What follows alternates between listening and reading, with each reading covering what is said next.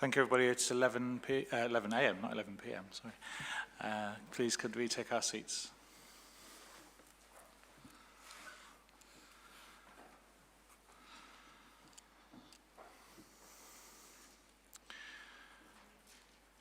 Thank you. The hearing's now resumed.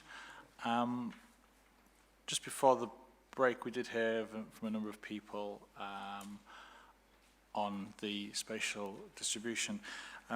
Before we progress any further, I just wanted to just take a check of where we may have got to in terms of the questions on the matters and issues.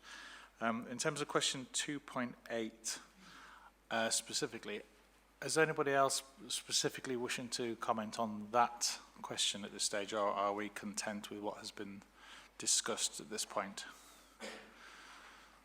Anybody else indicating?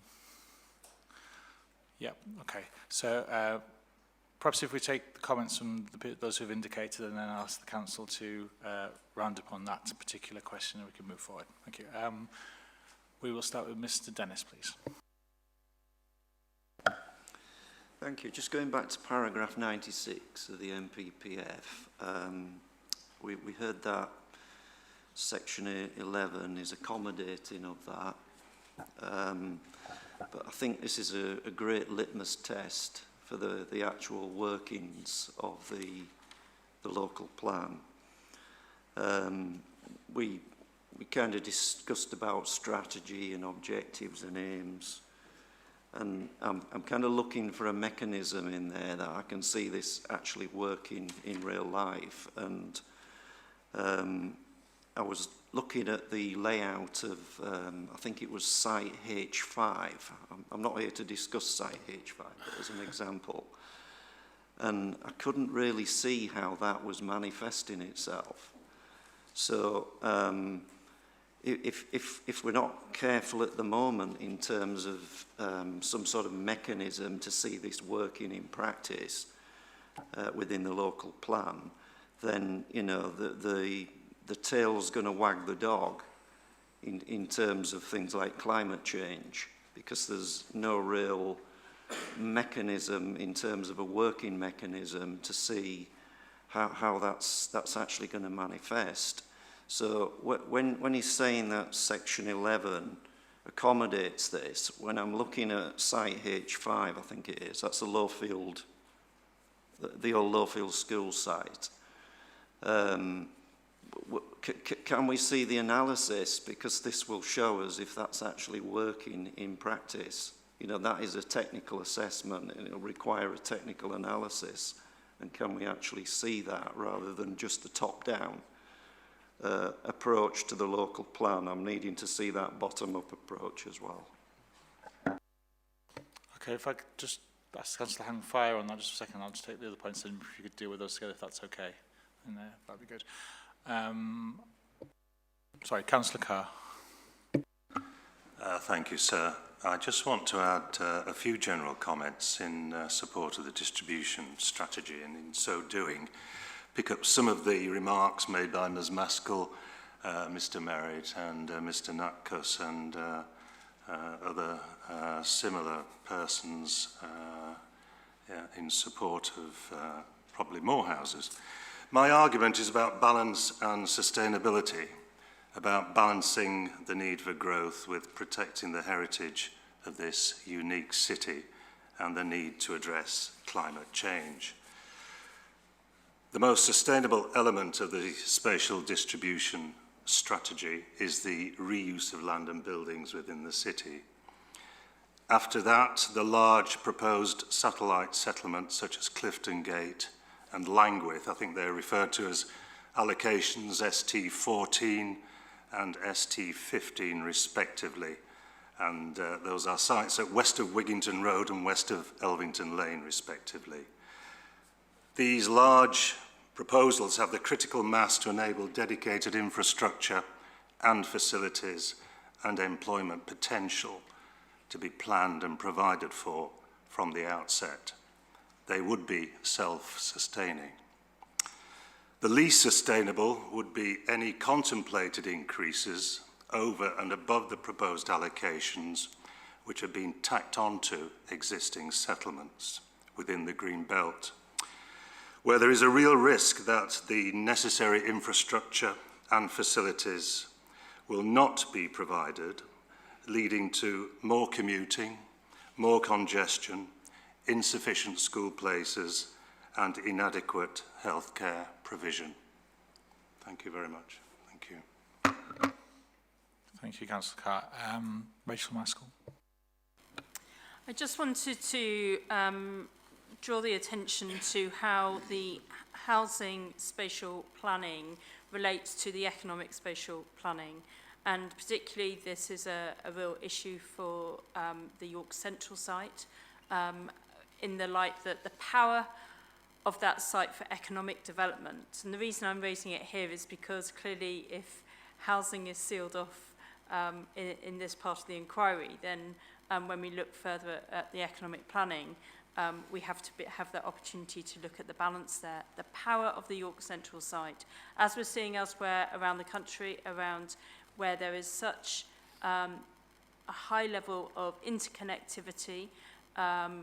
York itself will be one of the most connected cities by rail in the country, and yet it's choking off the economic opportunity of our city for inward investment by creating just space for 6,500 jobs. And the power of that site will not be realised, whether it's connectivity and it's short distance from London, HS2 and the Midlands and heading north, or of course the Transpennine upgrades. And as a result of that, by putting a heavy emphasis on housing development into the York Central site, means that we will not realise the opportunity to get the economy of York right, to deliver the jobs, to address the huge inequality we're seeing in the city. And therefore, without the proper comprehensive economic strategy in this city, and that is absence, to build the housing on that site will choke off the opportunity for the future. And we will not see the scale of economic inward investment that this city requires to address the inequality, whether economic or social, we're seeing across the city. So we have to look at this in the realm of not just building the housing on that site, but also the economic space and opportunity. But when it comes to looking at the housing as well, clearly the deliverability of that is also under question. And certainly looking at the scale, and this is where there is conflict within what has been discussed in previous parts of the inquiry, and looking at the mix there of affordability onto the site. And we know the challenges that the council has continuously had about delivering affordability when it has built out on sites, and therefore York Central in itself. And therefore I'm not making the argument, Mr. Carr, around having more sites. It's about the balance of sites. And we already know that so many of the developments in the city are unoccupied, and to see more of that. So I really do believe that the economic spatial plan has to be examined at the same time, and to see the opportunity and not to reduce that opportunity. It will just, as it sits, be very little more than consolidation of existing industries, and therefore will not address the inequality that our city is experiencing at this time. Just to be clear on one point, and to assist Mrs. Maskell and others, yeah, we won't be closing off discussion on housing after today. I mean, certainly on the assumption that the examination moves to phase 2, we will, for example, be looking at each site that's proposed in the plan individually as well as other housing-related things. So we certainly, this today certainly won't be the last word. And just generally, it will assist us most greatly if when people are telling us what they want to say, if they can focus on how they think that the plan needs to be changed in order to be sound, then that would be very helpful.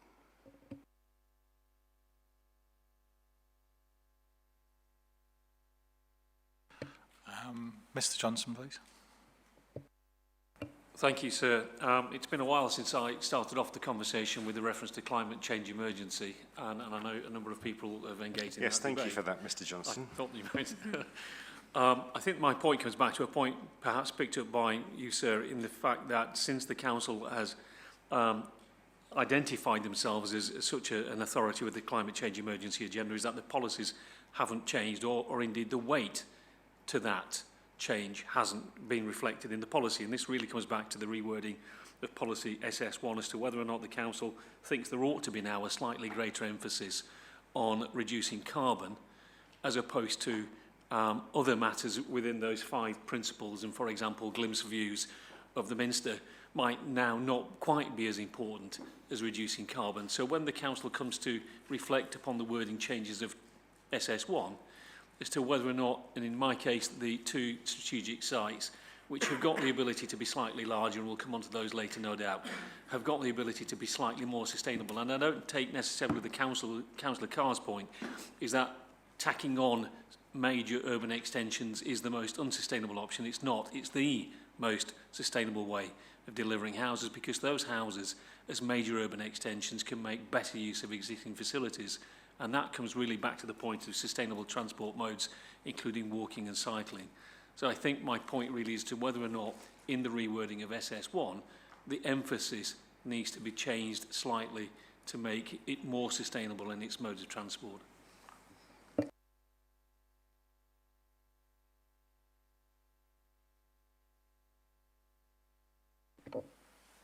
Okay, I'll just take just 2 more comments and then I'll ask the council to respond on what's been said there if needs be. So, Before that, if sorry.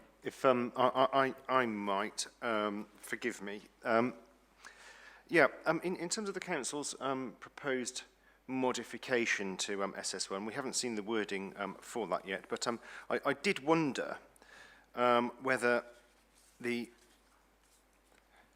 option pursued, the sustainability appraisal option pursued, in effect, is the spatial strategy.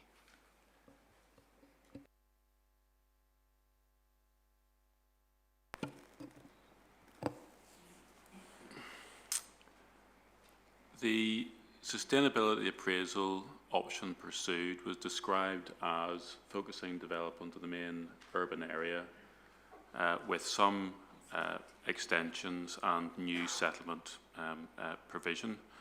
To that extent, that would represent broadly what the strategy is seeking to achieve as far as the distribution of development is concerned. But I think we would still want to have the 5 spatial principles identified in the policy, because there is a clear link between the application of those principles and the preferred option that's been described in the sustainability appraisal. So we take your point, sir, that the amendments we propose would largely confirm the preferred options identified in the sustainability appraisal, but subject to any recommendation you might make, we wouldn't want the other spatial principle to somehow be removed from the spatial strategy, even if the sustainability appraisal description was included in the policy.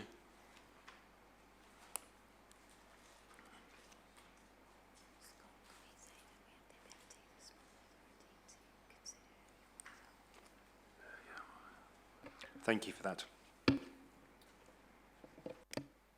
Okay. We'll just take the comments now from Mr Corsier and then Mr Smith, and then I'll ask the council to respond, please. Thank you, sir. 2 things, really. I think the climate change agenda can be delivered and should be delivered in a manner which, at the same time, conserves York's special historic character and setting. And I would have significant concerns should the primary purpose of the York Greenbelt be weakened by a strengthening of the strategy to deliver on the carbon agenda. But my point I wanted to make, sir, is in the wording of SS1 and the spatial principles as they're set out. At the moment, it just talks about the location of development should be guided by those principles. I think it's also the scale of development should be guided by those principles as well. Thank you. So just, it's really a question for yourselves.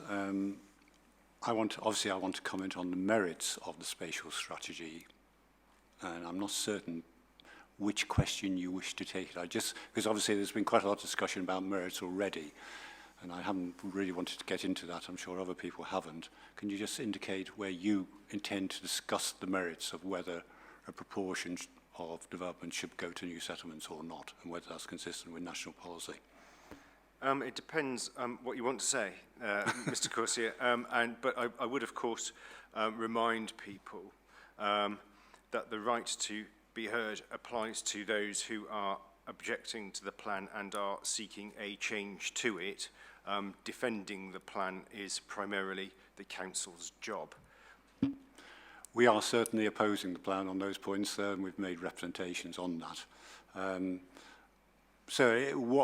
Our point is that the new settlement strategy is contrary to fundamental aspects of national policy. The impacts will be contrary to fundamental impacts of national policy. I'm really just looking to ask you where you wish those points to be raised. We also say they're contrary to some of the principles as well, when you actually look at the principles in detail. But is that under 2D? I'd imagine it probably would be. I just don't want to be raising these points in at random, just responding to other people. No, I'd agree with that. I wouldn't want that either. I think what I was trying to get to was at a point in the questions initially in terms of 2.8 and seeing the initial comments that have been made in response to that. And then moving on towards, I think the discussions touched on a number of A, B, C, and D, and E, F to a degree.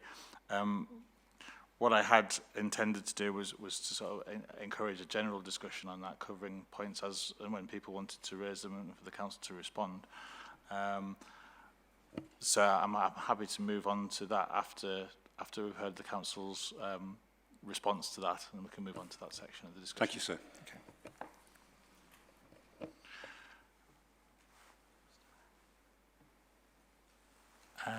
Mr. Barnes, please. Thank you, sir. I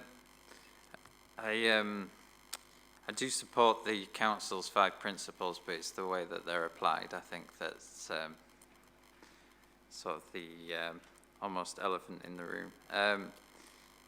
It seems to me that they haven't applied option 3, which is to take a balanced approach to the identify spatial principles. They are prioritising clearly the historical setting and character over all others. And I think apart from the issue of the number, I think that's a reason why a lot of the site allocations have reduced in size, and clearly in some statements need to reduce further. No, I don't think that reflects the principles of sustainable development. I mean, certainly historic character has a balance in the definition of sustainable development, but that must be balanced also alongside climate change principles, economic growth, access to services, etc. And I think, as you touched on it earlier, with the essay, I think it's clear that the spatial strategy we have in the plan isn't option 1. It's probably option 3. No. Yeah, option 3 out of all of them. Given that there's 3 new settlements rather than 1. But all of them have their merits, I would say.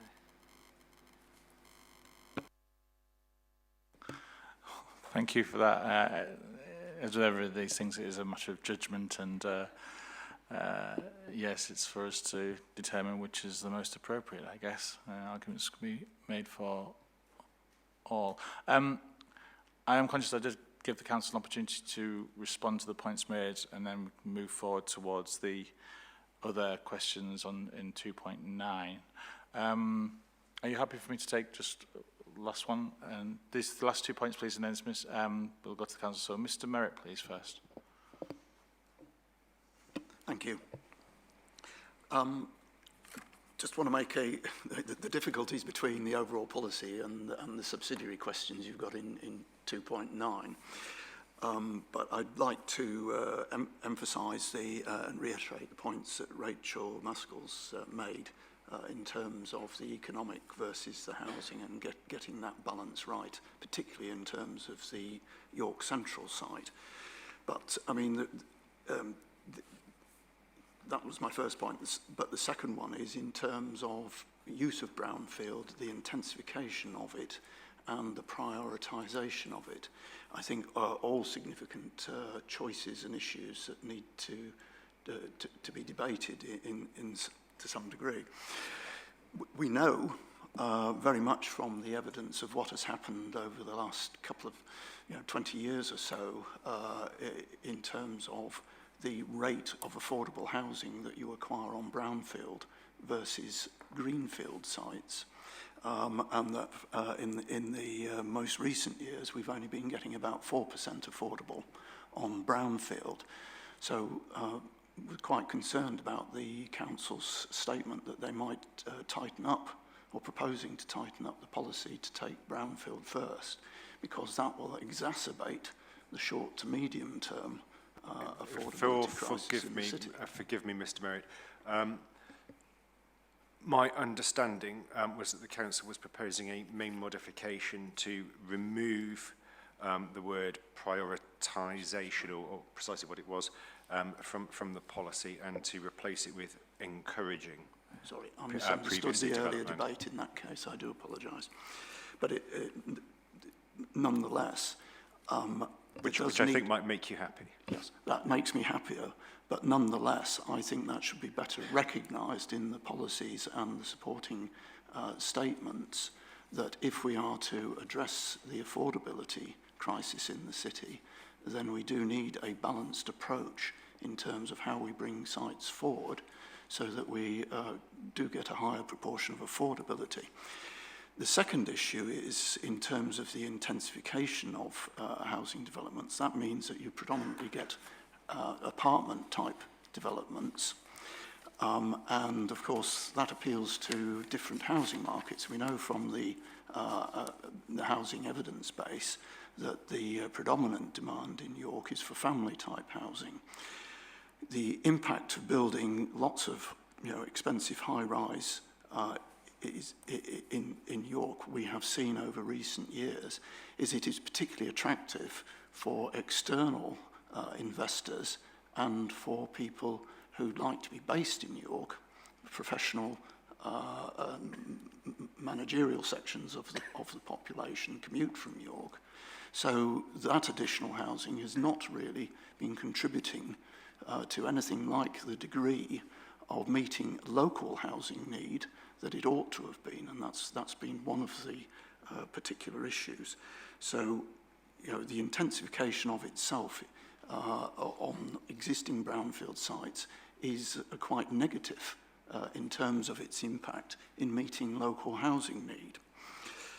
And therefore, we think there should be a different balance between use of brownfield and the intensity of the development of brownfield sites versus potentially enlarging or putting back to the original size the major developments outside the city, plus the urban extensions.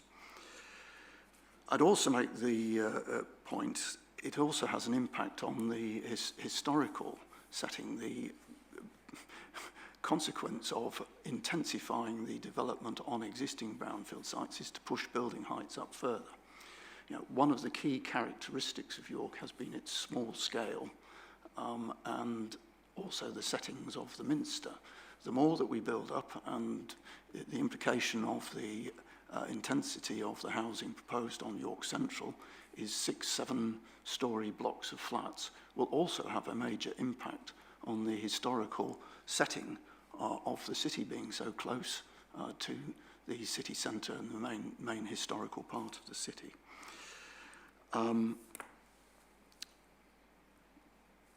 So we believe that in terms of amendments to the existing policy, we're not proposing exact wording, but we feel that the wording should be revised to better reflect those concerns and getting a better balance in terms of future development in the city.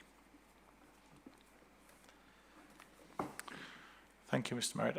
Mr. Grundy, please. Thank you. We echo Mr. Merritt's concerns and comments on delivery of family housing within the city and feel that a more balanced distribution of housing sites and locations would help overcome this. But in response to Mr. Smith, we say that the emphasis on protecting historic character has become an over-emphasis, and we'll come on to that more in matter 3. But now is the appropriate time to reconsider the balance between the 5 principles that are set out within SS1 and how they should influence housing locations in particular. Thank you. Can I turn to the council now? There's a number of points there. I've been making notes scurrilously, and we've got them all in order. So, So I'll just make a few introductory points for me and then pass down the line for comments. I'll ask Mr. Davis in particular to pick up the points raised by the last 2 speakers on the topic of reasonable alternatives and a different approach to spatial distribution, because as we've explained, that was covered in the sustainability appraisal, and I'll ask him to explain that in a bit more detail.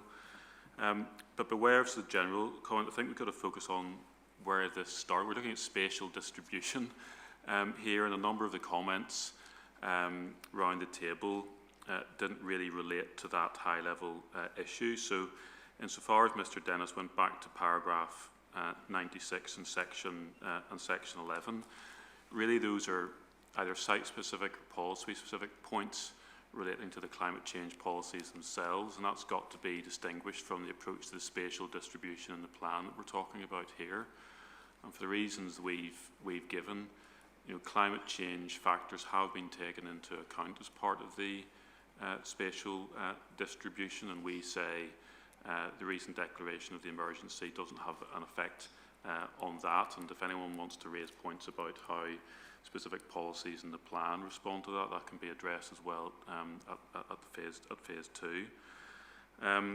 As for Ms. Maskell's point about housing and employment, again, that tended to come across as a site-specific question raised in relation to York Central, which isn't really a matter about the spatial distribution that is the subject of the question. Similarly, questions about the deliverability of that site or the balance between housing and employment on that site aren't really questions of spatial distribution. But I could ask Ms. Masefield in due course to explain the approach that's been taken to employment land generally.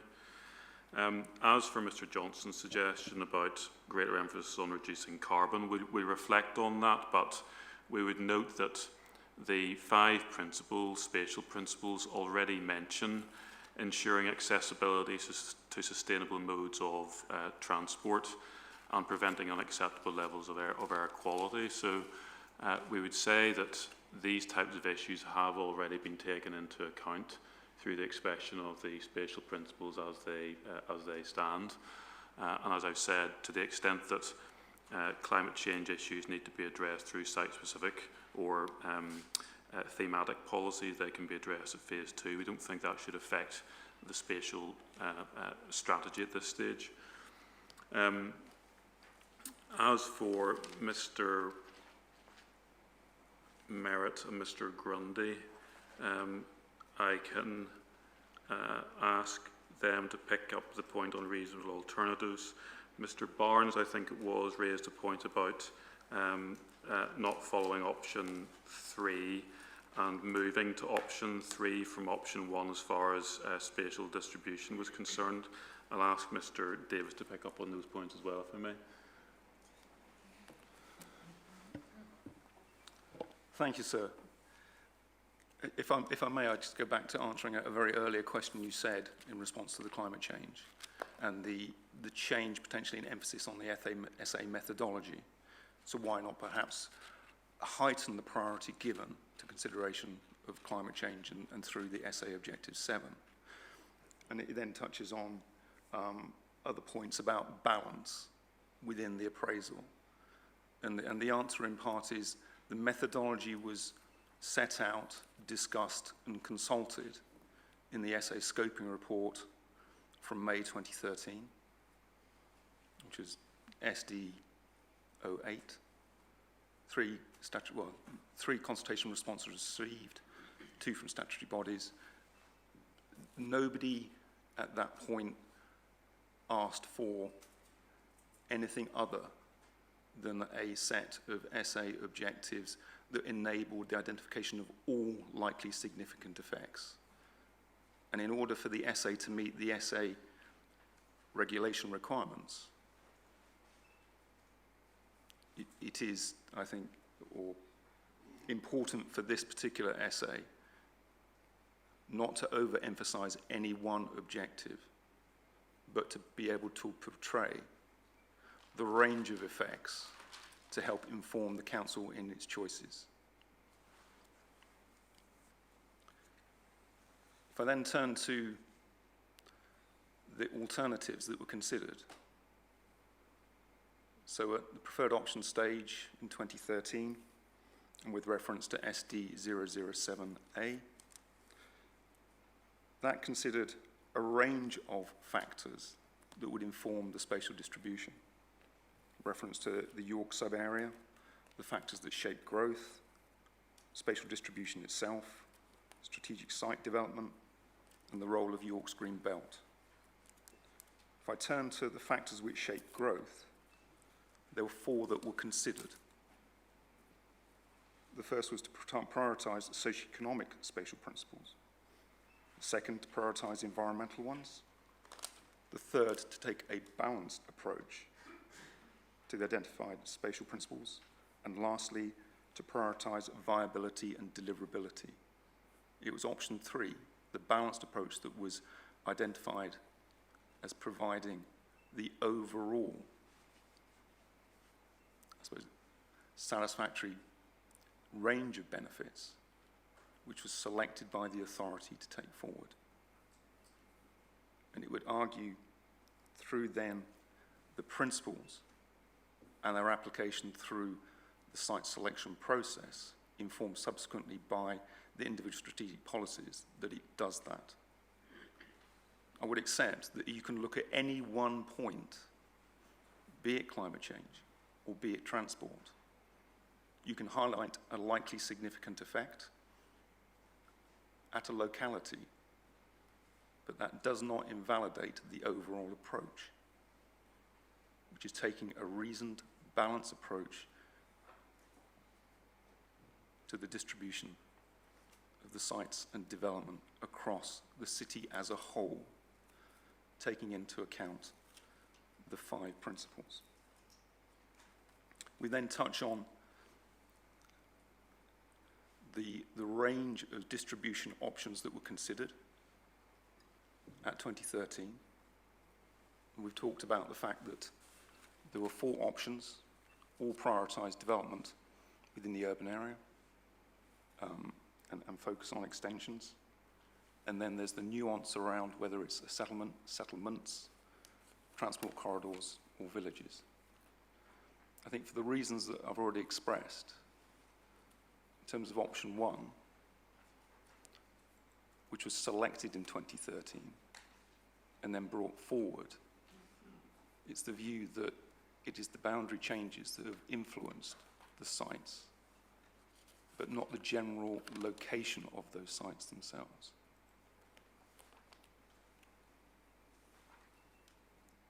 Which is in consequence, why we're still comfortable with stating that the broad direction as reflected in the SA and the preferred option selected still represents the council's approach.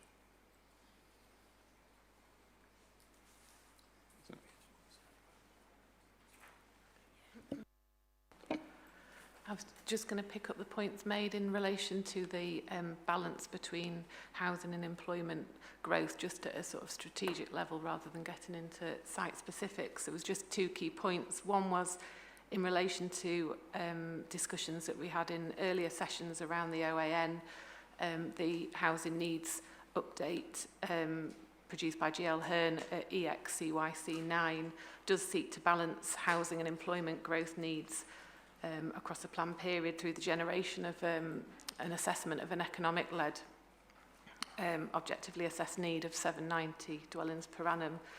And in relation specifically to employment land requirements, the plan does seek to translate the jobs growth figure as set out in the Employment Land Review 2017, SD 063, in relation to the 650 jobs per annum figure that is translated into land use requirements by use class, and policy EC1 of the plan seeks to allocate sufficient land to meet those needs across the plan period, including an allowance for flexibility in terms of a 5% vacancy and an additional 2 years to look at to allow times for sites to develop. So there is sufficient flexibility built in.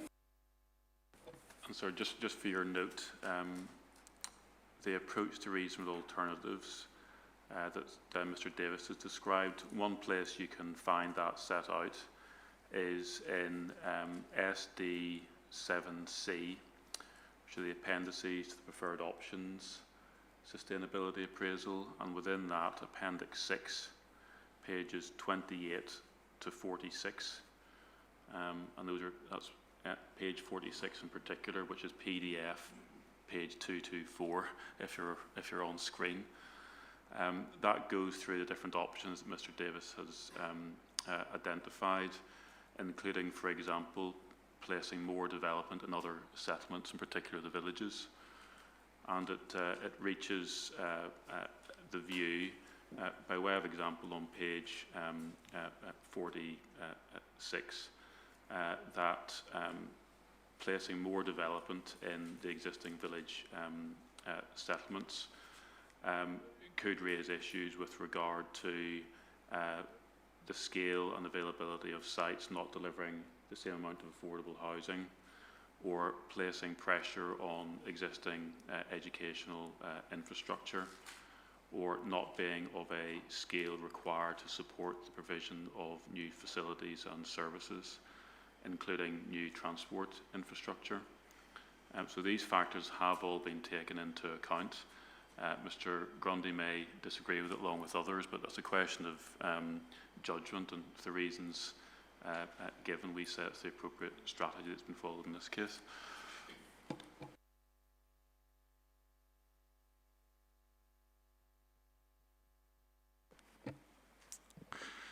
Thank you very much. Mr.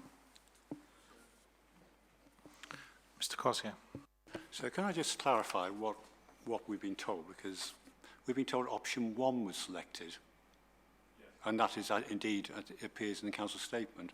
Whereas if you look at the SA, sir, then you'll note that it actually states it in terms took forward option 3, which of course is the option which underlays the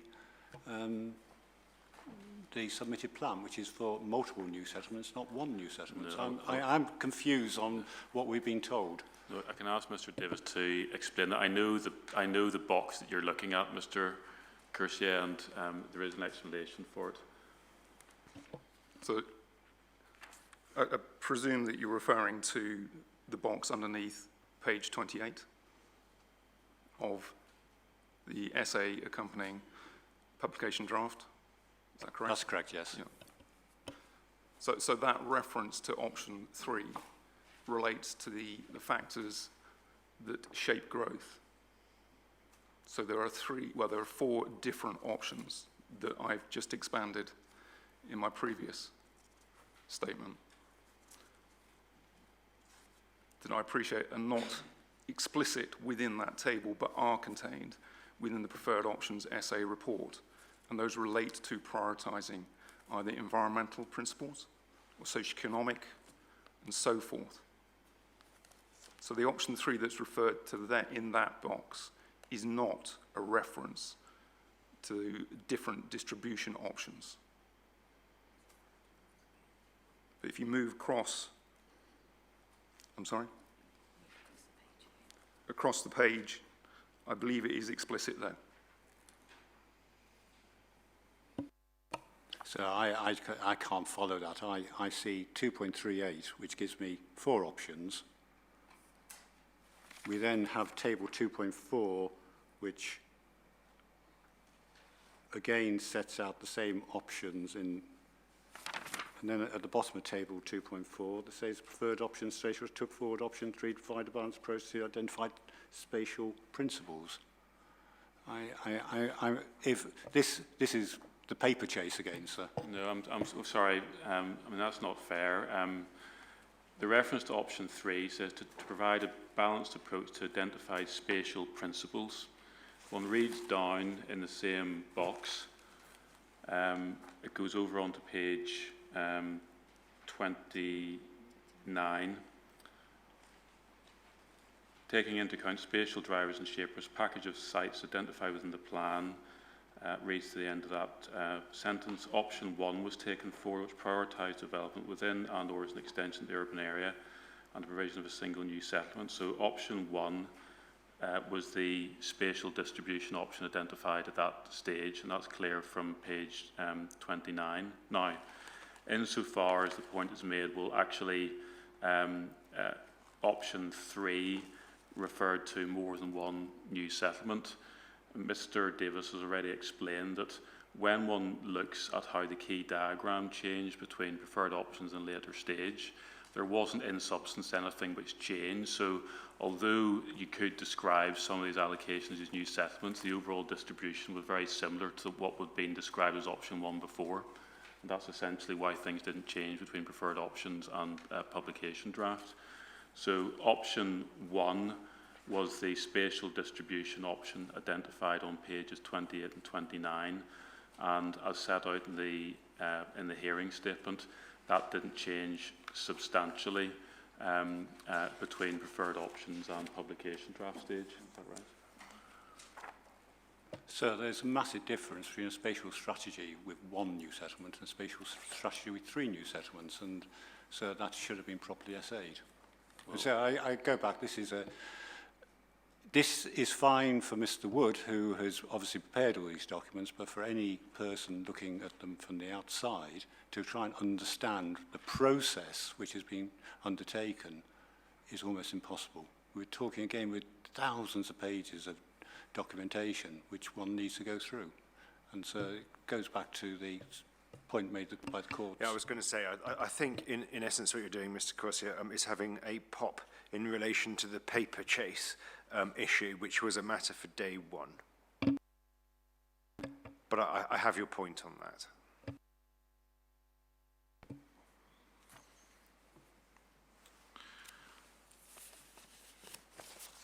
Right, thank you for that. I think if we can move the discussion on now to specifically 2.9 and the sub-points under there, the sub-questions under there, and we have touched on some of these to a certain degree. Question A looks at the overall distribution of new housing through the plan. There is reference been made to the council's hearing statement, I think, and the information that's been provided within that at table 1. And that is the council's response to that, setting out the different percentages of taking account of the council's strategy where new housing is going to be. Am I correct in assuming that is the council's response then, position on that question? Yes. So as a basis for the discussion going forwards then in terms of that question, we will be referring to that. Also, the question under there as well is about the key diagram with the sufficient illustration. We will seek views on the views of that and whether the broad distribution of housing is sufficiently identified there. And I think we've also already touched on question B in terms of the new housing directed towards the city centre, particularly when we've been talking about York Central and other sites around there as well. So I think those two questions are probably quite linked in terms of the discussions, in terms of the numbers of housing that's going where.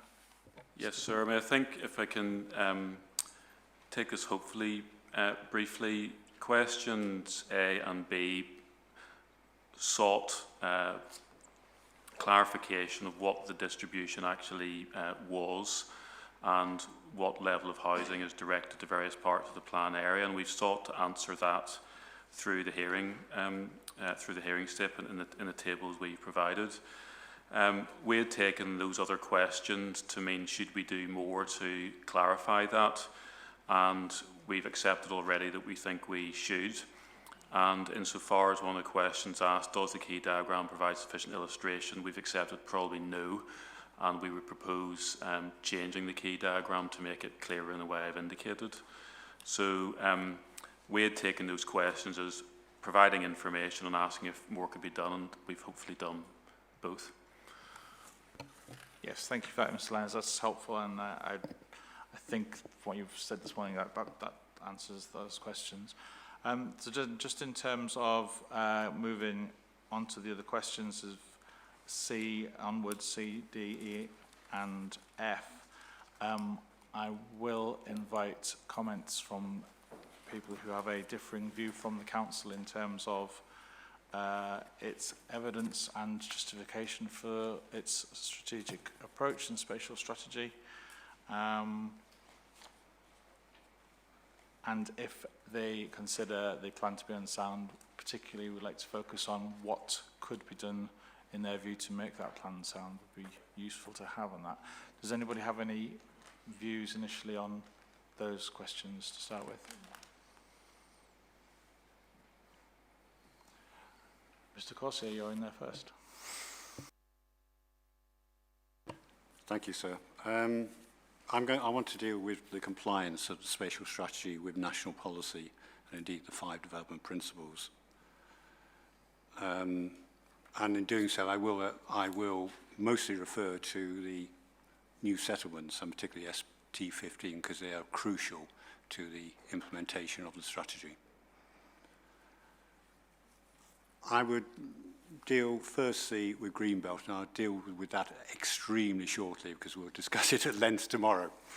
And so our overarching point is that the spatial strategy will frustrate the purposes of the Greenbelt, and particularly the primary purpose of preserving the setting and special character of York.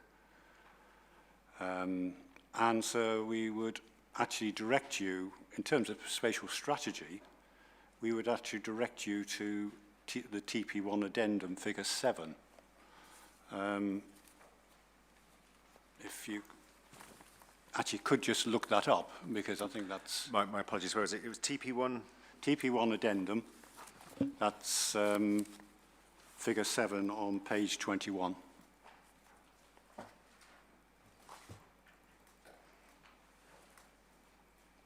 And so this is entitled Strategic Areas to Keep Permanently Open.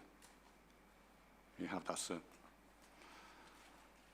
We say that a plan of this type, we don't necessarily agree with the detail of the plan, which we'll go through tomorrow, but we say a plan of this type should have been actually the starting point for considering a spatial strategy, rather than being produced retrospectively after the end of the process. And so if you look at that plan, it would indicate a totally different spatial strategy if indeed Greenbelt purposes were to be fundamental, as they should be, to the spatial strategy. So that's number 1 point. So, and you'll note from that, of course, ST15 is currently drawn, sits right in the middle of an area to be kept permanently open. So we are also told, now I want to deal with the question of environmental impacts. We're told that green corridors are very important. It's obviously a development principle to keep them.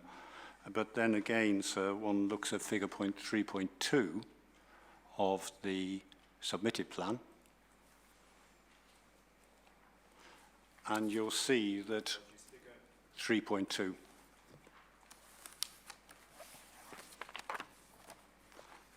You will see on that figure, which deals with green corridors, it's entitled York's Green Infrastructure, Nature Conservation, Green Corridors, Open Space.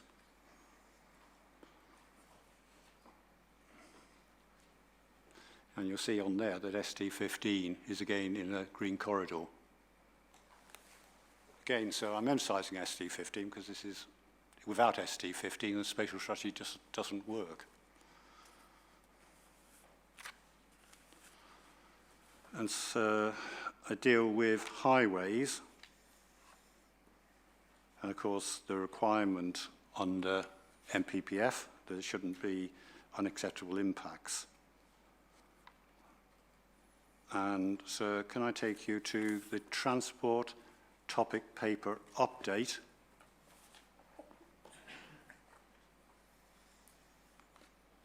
Page 10. And that's shown... Sorry, do you have a reference for that? Sorry. I don't, unfortunately. It's the one that was submitted. No, I've even lost it in my own... No, I don't. It was the one submitted on the first day of the inquiry, I think. I've used the most up-to-date figures because they have changed. And that shows an increase in delays arising from the development proposals of nearly 65% in the AM peak and 65.6% in the PM peak. And so this is a city, and there are obviously delays I think you can read as congestion. This is a city where there are already severe congestion problems, and that's recognised in the submitted local plan at paragraph 1.64. And we say, sir, that the impacts of, particularly of the development proposals, but particularly the new settlements, where I would emphasise that, for example, SD15 is envisaging only 15% of movements would be by public transport. So 85% would be by other modes, and because of its location, most of that will be by car. And so I would emphasise again, these are not going to be balanced communities. They are going to be where communities are the best, where basic facilities are going to be provided. They will not, for example, have a secondary school. We say that that will result in the type of severe residual power impacts which the MPPF Para 32 would say are unacceptable. And they actually work against one of the development principles set out in SS1.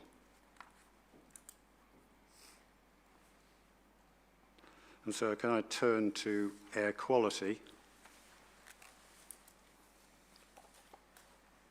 As far as I'm aware, we have no information on forecast travel levels, forecast traffic levels on the main radials in and out of York,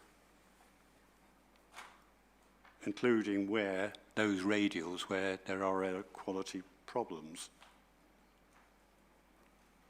And so I haven't seen, and I may be contradicted by the council, there's been no quantitative assessment of the impacts on air quality on those roads, and particularly on the air quality management areas, of which we have 2 in Fulford. So therefore, sir, we say that you have no way of knowing whether MPPF paragraph 124 is satisfied or not. And we say that's a major defect of the information base. And so it must also mean that all the judgments taken by the SA on air quality cannot be sustained.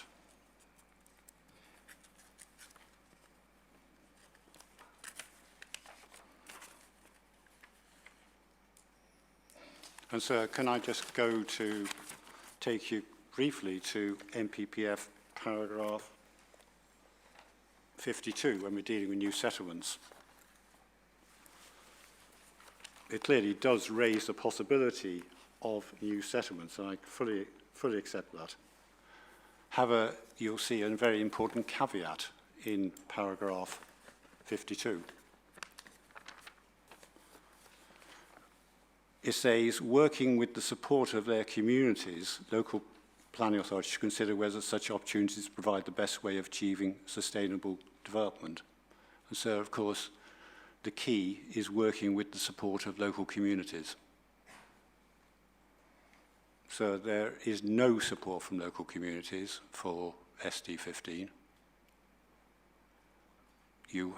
I'm representing two of the communities most affected, which are Fulford and Heslington councils, and so I have read the objection also by Elvington Parish Council to this proposal. So there's a clear lack of support from local communities. And so just as a matter of actually deconstructing that sentence, there's a clear differentiation between local communities and the LPA. The LPA does not represent local communities. There's a clear difference between the two in the paragraph.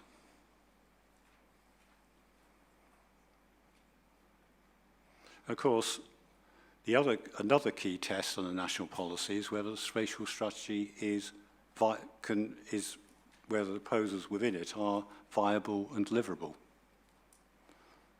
And so we say that you have no real evidence on viability on any individual proposals. Forgive me, Mr. Garcia. I'll take this point in general terms, but as you know, well, like a number of things that you're touching on here, our intention would be to, I think they call it deep diving these days, to look at these things in a lot more detail as part of phase 2 rather than here. So I do need to keep this discussion at a very high level for today, if I can keep it that way. I fully accept that, sir. We will, of course, try and respect that, but it's difficult to have a spatial strategy reliant on one or two proposals without actually acknowledging those one or two proposals. If you would try very hard indeed, I'd be grateful. Rest assured that the point won't be lost. It's just that it won't be. Again, it's I've tried to describe this and failed to describe it adequately previously, I think, but it's setting out hearings. Separating hearing sessions is akin to carving a pizza, and you don't. And then the hearings process is putting the pizza all back together rather than actually getting to eat it at any stage. So we only see the whole thing once we get to the end of the process. So rest assured, not going into it in depth today, as we won't mean that the point gets lost. Thank you, sir, for that reassurance. We would say, sir, that you do not have evidence on viability and deliverability of the key proposals, including I have to say, the key proposal of SD15.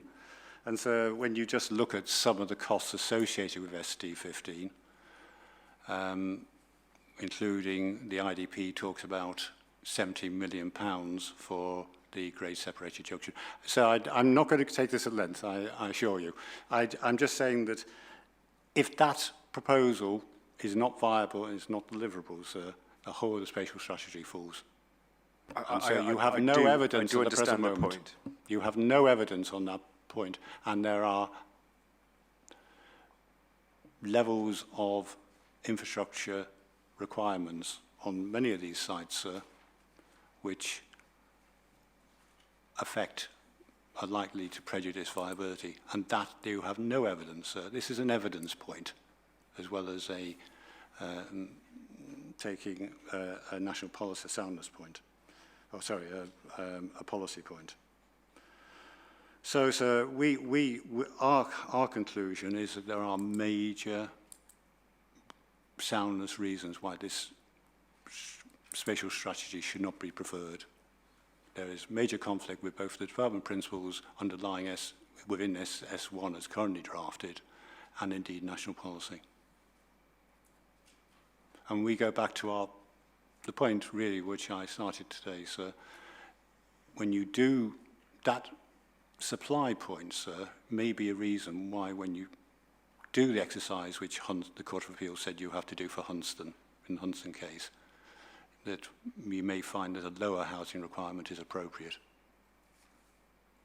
Thank you, sir.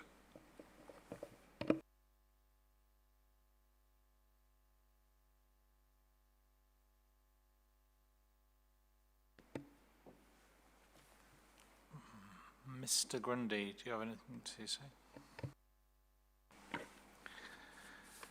Thank you. It'll be interesting to see the Council's proposed main modifications in this strategic respect, but we have heard from various points around the table concern over the imbalance selected by the housing sites as selected and what they might actually deliver in terms of housing mix and sustainability. A more balanced distribution may help to alleviate those concerns. We say that the distribution was arrived at after 2013, and in the main, densities for urban brownfield development were significantly increased, and strategic urban extensions were remodelled to become new freestanding settlements. Other draft allocations on the urban edge were dropped. Reasonable alternative spatial options, such as an allocation of an urban extension between the outer ring road and the current built edge of the city at Acomb, were not really given any reconsideration at that point of the plan making.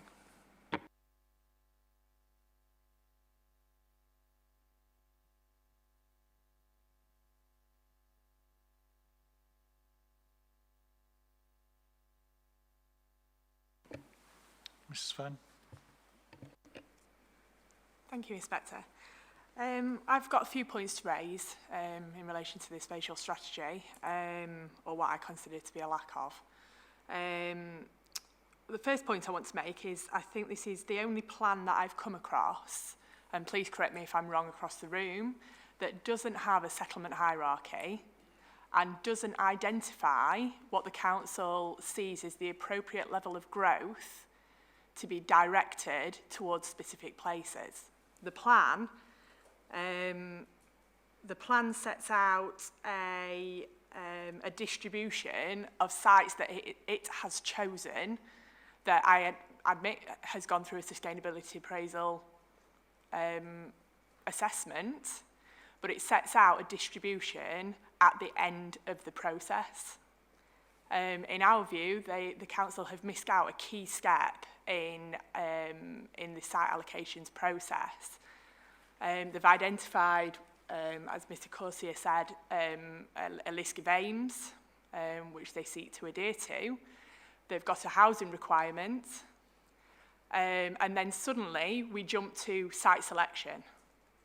There's no structure identified to where those sites should be, other than a sequential distribution of the fact that they consider sites within the urban area to be the priority, followed by sites on the edge of the villages, etc. Many local plans have, I'm sure you're aware, have settlement audits, which lead to a settlement hierarchy, and this has not been done for York. I appreciate that the majority of York is taken up by the city, but there are so many outlying settlements that haven't been assessed for their capability of accommodating any form of growth. And it seems to be a bit of a finger in the air exercise in terms of identifying the most appropriate sites across the city. That's my first point. My second point is that it appears to me that the council have determined that there aren't enough sites that are suitable within those urban areas and within those edge of urban areas or edge of settlement locations to accommodate the local housing requirements, which has led to the identification of standalone settlements, which are supposed to be sustainable, but I disagree with that. In doing so, the council seem to have only taken on board sites that have been submitted as part of the call for sites assessment. There seems to be a distinct lack of proactivity from the council in seeking alternatives to those submitted sites. And I think that's a key aspect that the council have failed on quite significantly.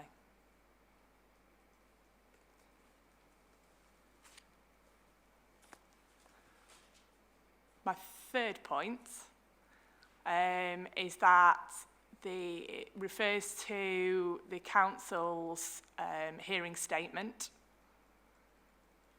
under point C. So how has this distribution been arrived at? We can take it to point 2.9.9 paragraph, and actually the previous paragraph as well, 2.9.8.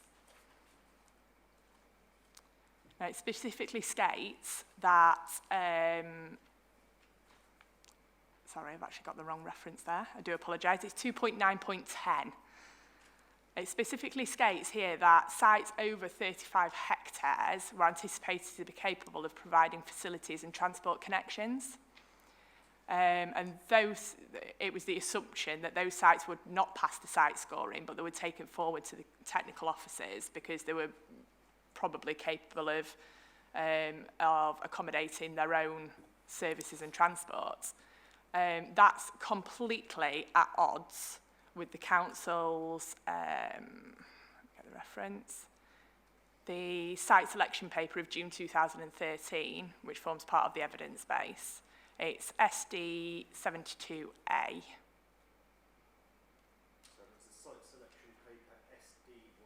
SD 72A. And I've made this point before, but at 15.1 of that site selection paper, it says that sites of 100 hectares that could provide a minimum of 3,000 dwellings would be large enough to provide for local services and transport routes, sustainable transport routes, which is completely at odds with the council's hearing statements. And my point I raised there is that, and I've raised this before and in our hearing statements, is that I appreciate this is site-specific, it's specifically in relation to SC14. However, it undermines the council's housing distribution and spatial strategy in that site is now only 52 hectares in size, 55 hectares in size. It's below that 100 hectare threshold that the council consider to be capable of bringing forward the services and transport routes that are required to make it sustainable. It's not being reassessed and actually fails the accessibility, transport and services quotas in criteria 4 of the council's site selection paper.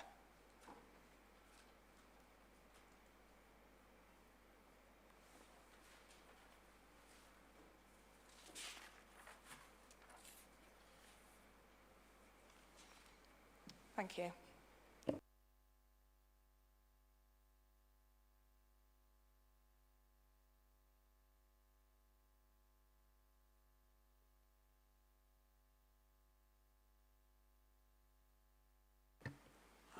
Mr. Nackers.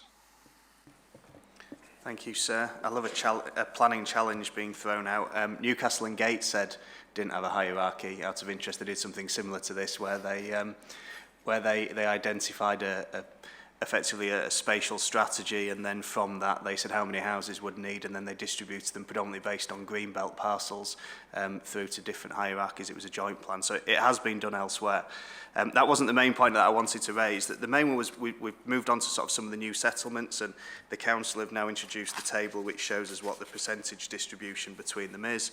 I appreciate that Mr Corsier only referenced one site, which was ST15, but he did mention all three, and I do act for ST7 and ST14 are part of.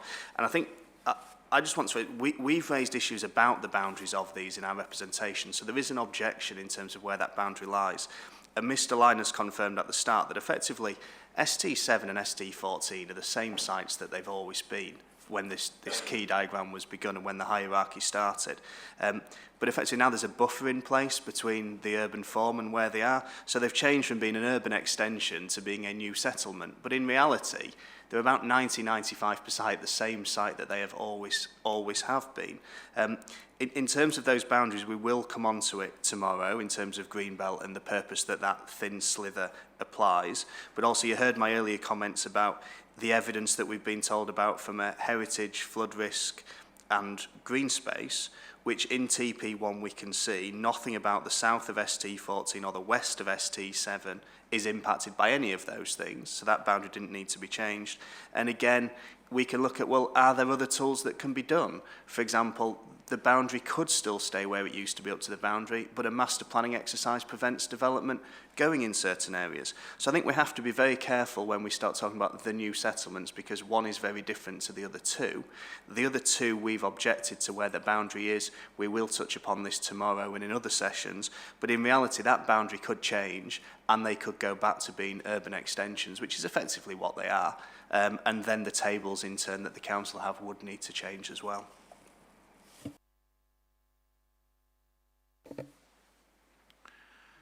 Thank you. Is the council happy for me to continue with points, or would you like to come back on some of those, or can you take some more?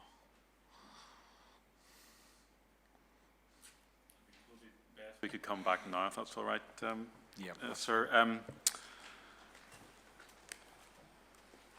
Mr Corcier's point to begin with, I mean, we're not minded to go into detail on much of these, because as you've indicated, sir, this is largely a challenge to site-specific allocation, which we'll be deep diving on at a later stage of the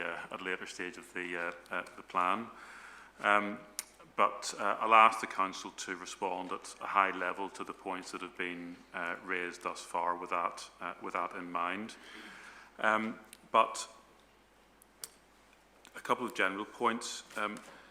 We have not in any way sought to apply Figure 7 retrospectively, as has been suggested. Figure 7 was the product of different considerations that were applied through an early consideration of the spatial principles. They have not been retrofitted onto choices about allocations, but form the basis of a consideration of the different elements at play in deciding where development should be located.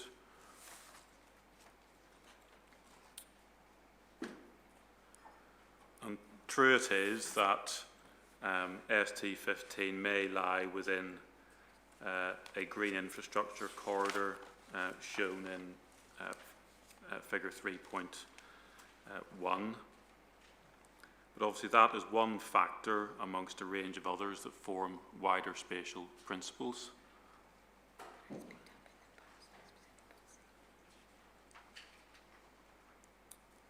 Including the ability of a site to make sustainable transport provision, and the ability of a site under site-specific policy to provide for open space.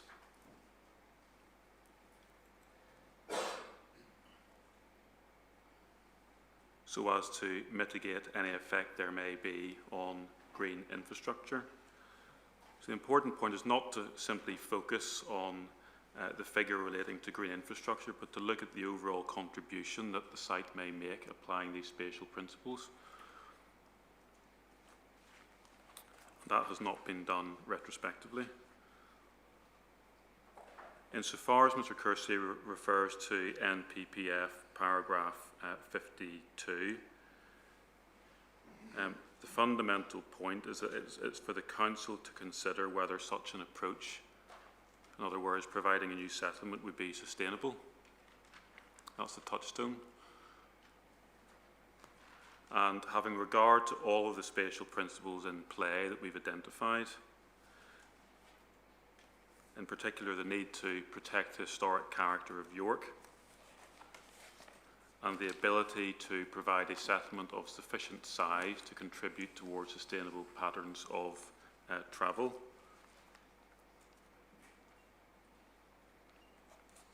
along with the potential on a site of this size to mitigate any other impacts that arise.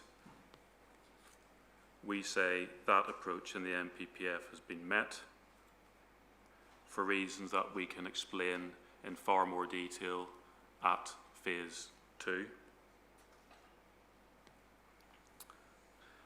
As for Mr Grundy's points, the suggestion is essentially that there should be more urban development, either extending the existing fingers of urban development beyond the city or within the green fingers that penetrate into the city centre.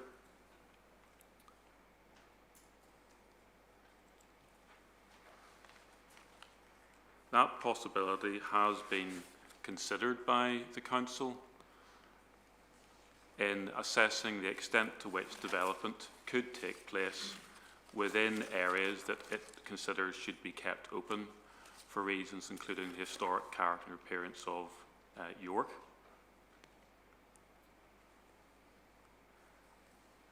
So that whereas the sustainability appraisal considers the potential to prioritise development in urban areas, that can only go so far before you start impacting on a primary purpose of policy in the local plan, which is to protect the setting of the historic city. And for the reasons that have been set out in the evidence base, we do not consider it realistic to anticipate a large number of urban extensions in preference to settlements, in particular ST15, for reasons that have been supported by Historic England specifically. In response to Ms Fearn's point, there is nothing in national policy which says that local plans must set out a settlement hierarchy.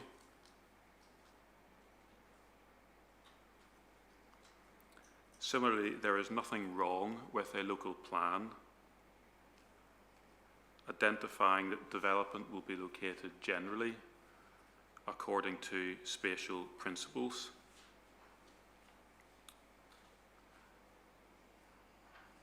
And prioritising development generally in a main urban area.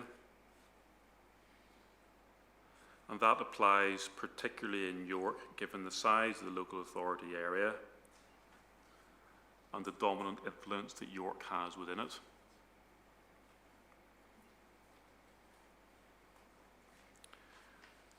We don't accept the criticism about relying upon the SHLA process. It's unrealistic to suggest that the Council shouldn't place weight primarily on a call for sites, given the importance of ensuring availability and deliverability under the framework.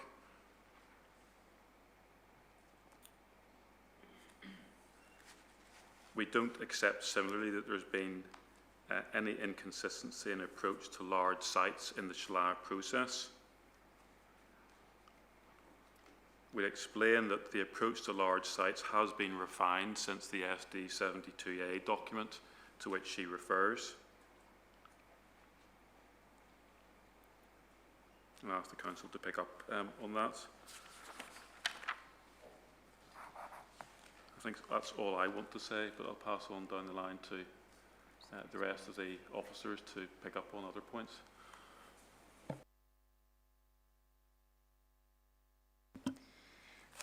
Thank you. Just to build on what Mr. Linus has said, I just want to give a brief overview of how we've actually undertaken the methodology, as I think it would add clarity to the discussion, particularly in relation to considering how we've considered the Greenbelt, which comes under question 2.9F.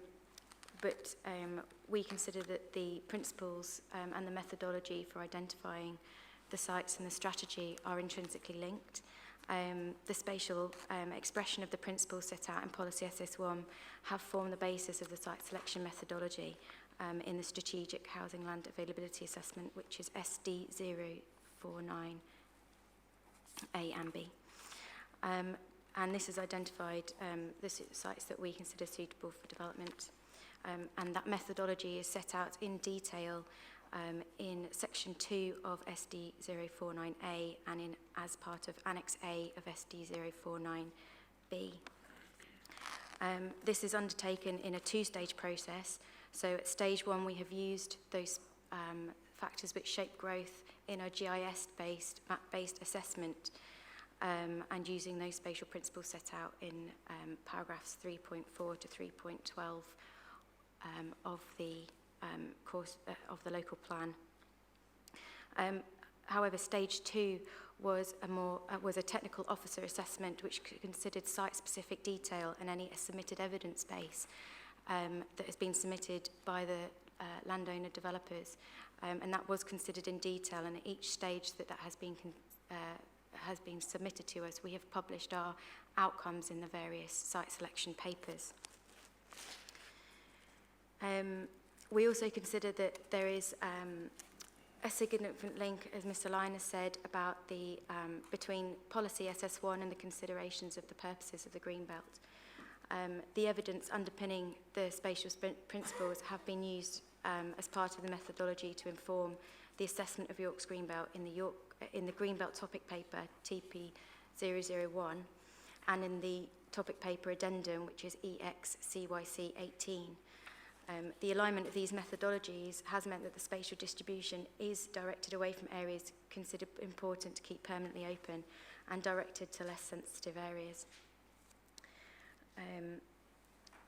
Key to informing this has been our understanding of our evidence base and how this has progressed over time. In terms of how we've looked at that, we have looked at the heritage topic paper and the heritage impact appraisals to inform our assessment. I think I'll leave it there in case I preempt tomorrow's discussion.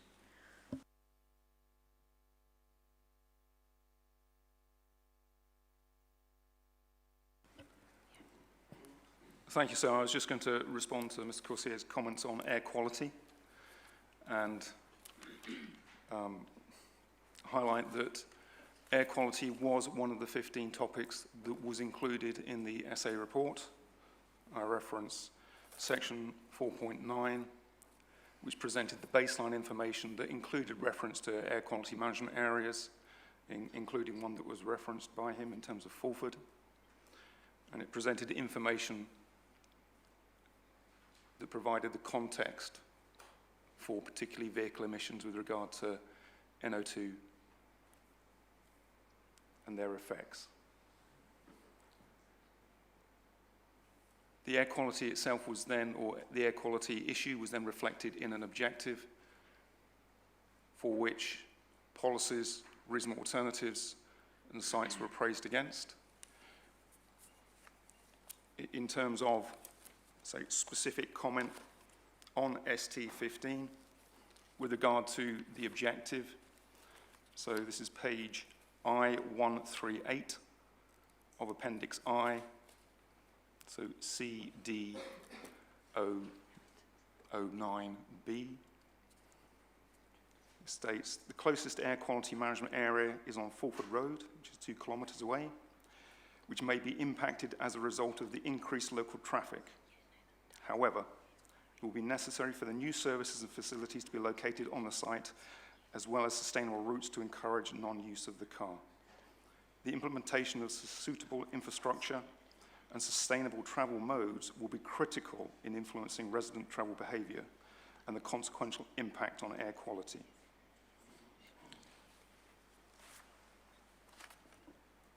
Overall, the essay then concludes at paragraph 717 of CD 008, and this is, of course, commenting on a range of effects from a range of sites.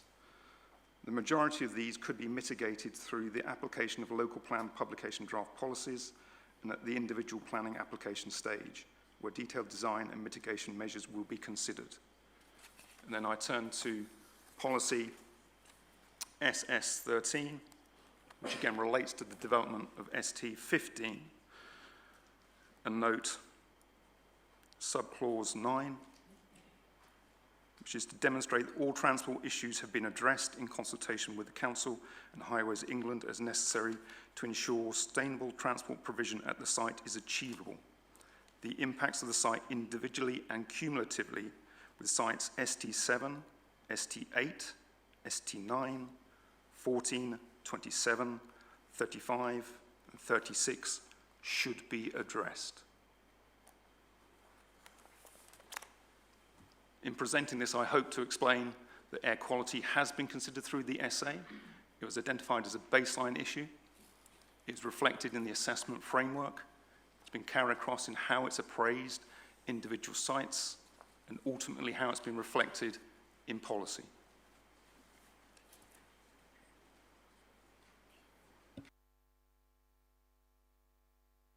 Thank you, sirs. I'm just going to be talking in relation to the transport topic paper and the transport analysis that's been done for the local plan.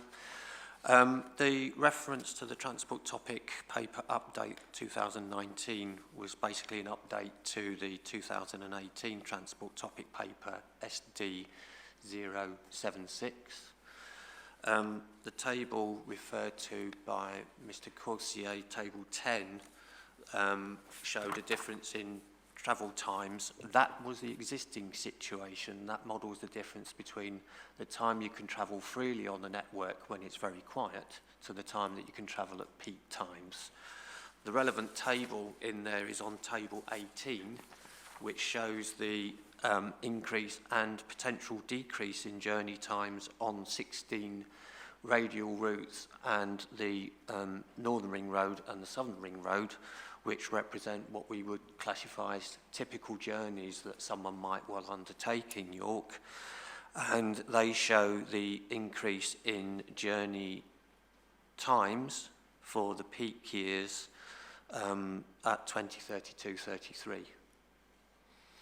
In addition to that, there are figures 11 to figure 16 within that document, which show the increases in traffic volumes, the growth in traffic speeds, and also any decrease in traffic speeds between now and the end of the local plan period.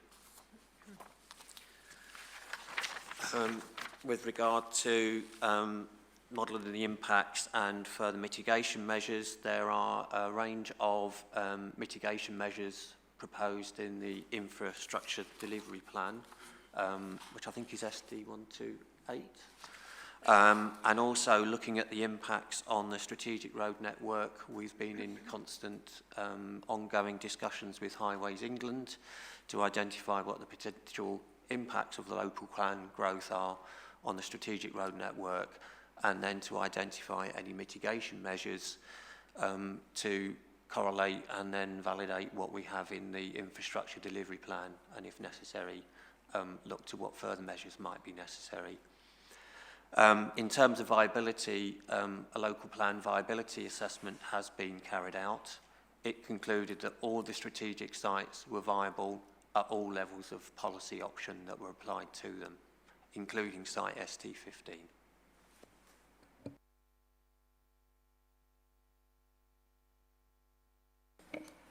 I was just going to pick up further, sir, if I could, in relation to the point that was made around the assessment of sites in relation to the council not being proactive. I would say that throughout the process we've assessed in excess of 800 sites that were submitted both through the original call for sites back in 2012, but also additional sites that were submitted at each stage of consultation throughout the local plan process. And of course, as Mr. Lyon has pointed out, it's important that those sites have a willing landowner and are available and deliverable, as well as being suitable. In relation specifically to the new settlement point that was made, that process has been refined throughout the process and has led to the site-specific policy requirements that are set out within the spatial strategy section of the plan and the individual site-specific policies, which set out a series of key principles that the sites are required to deliver in order to make them self-sustaining, which in turn have been tested through the viability assessment, which I believe is SD018, which my colleague has already described in terms of testing the cumulative policy requirements that are set out, including those site-specific policies within the spatial strategy. Yeah, just on site-specific impacts and the question of viability, questions of deliverability, and all of those things. I'm going to take the points on both sides today only in those general terms. I don't want to go any further down that road today. What I see this is the two sides setting the battleground for another day.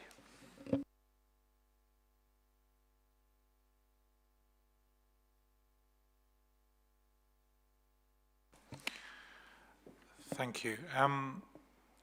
There are a number of name cards up again. I will take Mr. Keogh, please.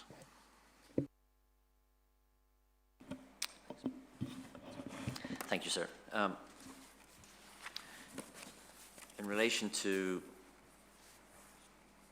sub-question F, has the green belt or any other constraints influenced the distribution of housing, and if so, how? Can I take you back again to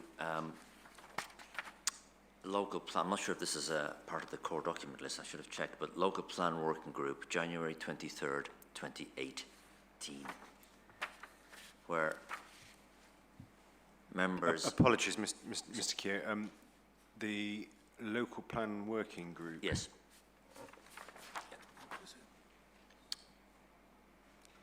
Is that in the evidence? It's not something that, off the cuff at least, I recall having seen. But it is, of course, possible that I've missed it.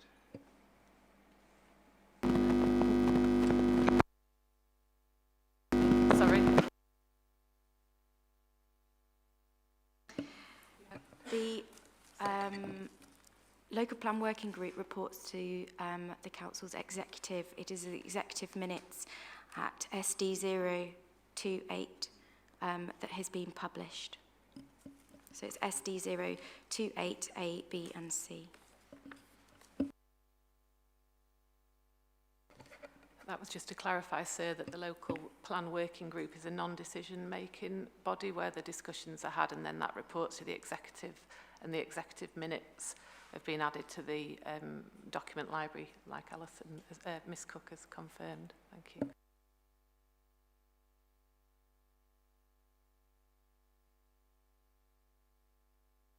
Mr. Keogh. Thank you, sir. Well, I think the actual report itself might be useful to have. I can get it, or if the council can provide it, I'm quite happy to submit it. But there was an interesting discussion at that local plan working group, just in advance of the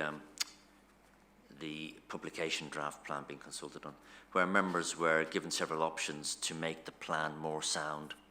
And I've already referred to this, so I won't go over it again, but essentially they were given a number of options to increase housing allocations and to either increase the size of existing allocations or include new allocations in order to make the plan more sound, to address the direction of travel of government objectives of boosting the supply of housing nationally. My apologies, was that to make the plan sound or to make it more sound? So in my paragraph 221 of our submission on the 2018, sorry, I beg your pardon, in paragraph 221 of my submission on the proposed modifications, I've referred to this the local plan working group, and I've paraphrased the general advice given in that local plan working group report, which was officer advice, was that the direction of travel in national policy indicated that if the site proposals previously consulted on were increased, this would be a more robust position to meet the test of soundness. Members were clearly, this is my interpretation of that report, sir. Members were clearly advised that an increase in the supply of housing would place the council in a better position to defend the plan proposals at the local plan examination process.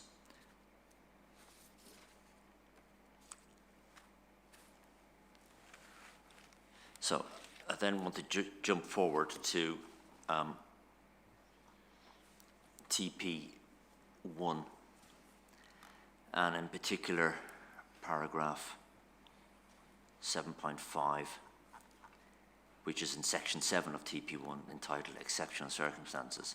And again, very briefly, the last sentence of paragraph 7.5 makes clear that site allocations have only been made in the general extent of the green belt where exceptional circumstances justify it. I'm not going to labour this point because I think we're going to cover this tomorrow or Wednesday, and our papers have already covered this, or have covered this point, and we'll get into that debate in due course. But this test of exceptional circumstances to modify the green belt to include housing allocations has only appeared in TP1. It comes back to the point some others have made about post-justification of the approach to allocations. And I've done a word search of the local plan itself, the submission plan, and there's no reference to having to show exceptional circumstances to justify any adjustments to the general extent of the green belt in the local plan itself. So that justification of having to show exceptional circumstances has appeared subsequently in TP1. Just on that point, Mr. Kerr, I'm going to ask you, if you possibly can, to hold your excitement, if you can do so without bursting, until, is it tomorrow? Until Wednesday. No, sir, I'm quite happy to stop there because that's it's covered in our paper on matter 3. But it's just to answer that question F. The green belt, in our view, has clearly influenced both the allocation and subsequently the distribution of housing in the plan. Thank you.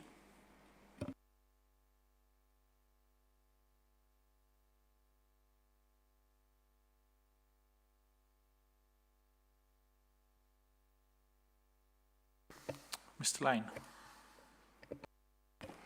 Thank you, sir. In general terms, I support the Council's spatial strategy and the Council's decision to give primacy to preserving the setting and special character of York. The spatial strategy identifies land which needs to be kept permanently open in the context of the 5 purposes of the Green Belt. These are reflected in figures 3, figure 4, figure 5 and figure 6 of TP1. However, the Council do not follow this approach in all instances. In particular, sir, I note that ST31 not only appears to lie in an area which does not have access to 2 or more services, it also lies in an area described in figure 5 as being essential for preventing coalescence, and it also lies in an area shown in figure 3 as being an area of the most importance to the special character and setting of York. ST31 therefore doesn't accord with the Council's strategy. Unlike other sites, even sites in the same village like ST31, which in the 2013 version did. That's all, sir.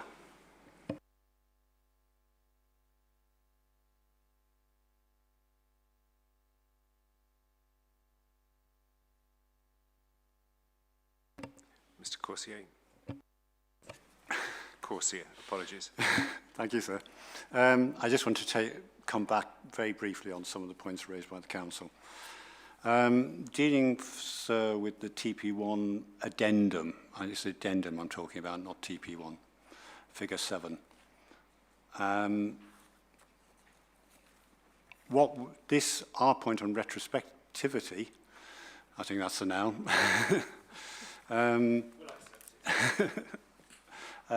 is that this figure has been produced retrospectively after the submission of the plan.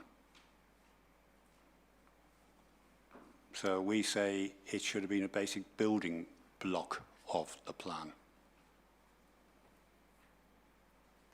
And we'll go into this figure in a lot more detail, I'm sure, tomorrow and Wednesday. But it should have driven the spatial strategy. And I'll go back to the point, sir, when you look at the area, not only does it show the areas which should be kept permanently open, it also shows areas which shouldn't be kept, don't need to be kept permanently open, which again a question which we'll deal with under matter 3. And you'll see large areas of land shown white, which actually are included in the green belt and which could have been considered for development and haven't been considered for development. And it goes through the point that's been made on my right quite consistently and well, is that what the council has done, it hasn't looked to see the best sites for development. It has simply selected the best sites which developers have brought to them, which is not the same thing.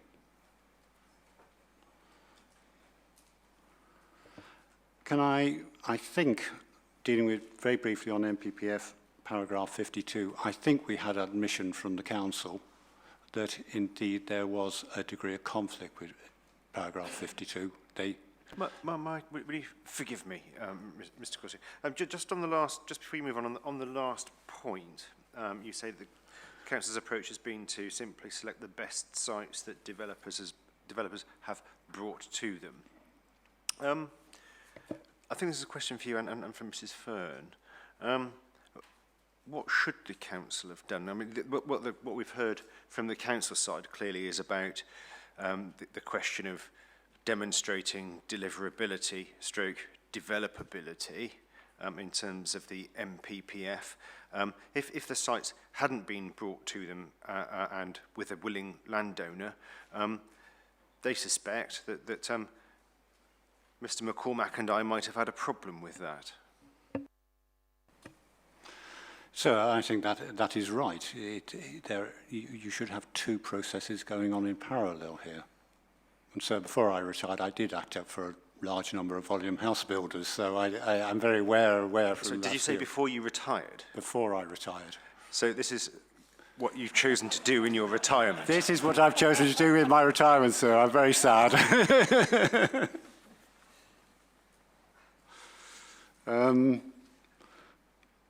For the last time, I hope. Sorry, I've lost my point. Sorry, sir, could you repeat what you said? I've completely lost that point. In general, my question was, well, you know, look, if there wasn't an obvious willing landowner, then what was the council supposed to do in your view? So, yes, the council should have had two processes going in parallel. So they should be doing the process which is contained in TP1 addendum now, which is looking at those areas which need to be kept permanently open and which shouldn't be. They should be looking at the other environmental constraints.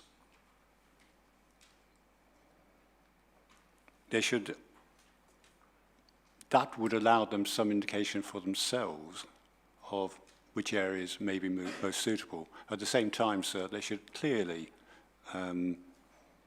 undertake an exercise which asks developers to submit sites.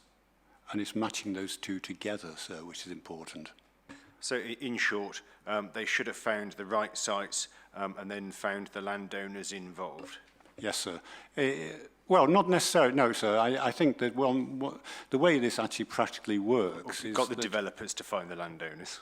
Well, sir, the way it actually works in practice, and the council will be producing documents at the early stage of the plan process if they're identifying large areas of land which developers, they think may be suitable, you'll find the development industry will respond very quickly.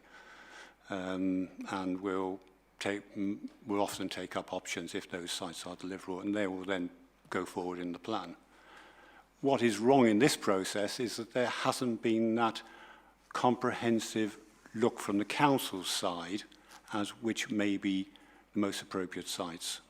And that is why, sir, we have something like figure 7 appearing so late in the process, which should have been a fundamental building block of the plan.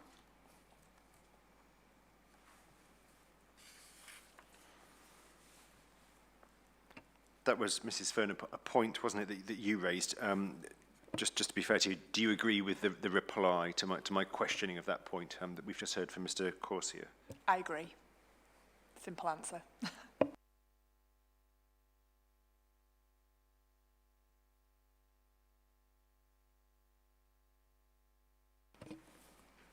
So can I just, sorry, I've got other points, I'm afraid.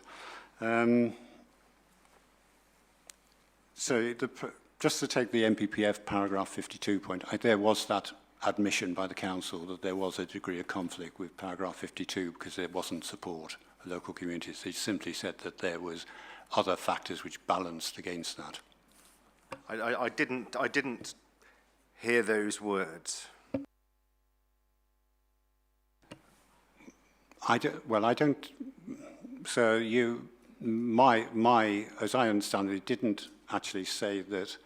Obviously, paragraph 52 says what it says. There should be support, and that I didn't hear the council actually say that there was support.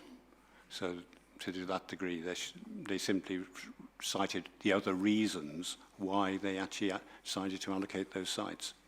And it's a matter for you, sir, whether how fundamental you think those words within paragraph 52 are. We say they're fundamental. It's a matter for yourself on interpretation. I can't really take you any further. Yeah, I will ask the council to come back on that in due course. So just very briefly on air quality, fully accept that, of course, that air quality is one of the criteria which the council's taken. It's whether using the legal test of adequacy has been accepted. Indeed, whether we say so without the type of quantitative assessment which should have been taken at least at a relatively high level of effects on the air quality management areas on the main radials in and out of York. Any consideration by the SA must be defective, must be flawed. And so, of course, again, the MPPF places great emphasis on the need to not make air quality in the air quality management areas worse. And you have no evidence whether that's going to happen or not. You just hear that, well, there are mitigation measures, but we don't know what those mitigations are going to be. What we do know is that, as a matter of certainty, because it's shown in the council's own documentation, there will be very substantial increases in traffic volumes through those areas. And so again, it takes me very briefly to traffic. And clearly, yes, there are potential mitigation measures, but you don't know what those mitigation measures, whether those mitigation measures work, what form they would take. So I'm fully aware this is a local plan where you're looking at an in-principle decision, but you need to be at least reasonably satisfied that you are not making things much worse in terms of traffic conditions. And I don't think you have that evidence in front of you. Indeed, sir, of all the many local plan examinations I've done in my professional career, I think this is the plan with the least amount of traffic information given to you. The only really effective information you've been is on traffic speeds. And so if you take the A19 as an example, council already concedes in documentation that it's at or near capacity in the peak hours. Of course, if you add more traffic to a road which is at or near capacity, there won't be a major impact on speed. What will happen will be peak spreading.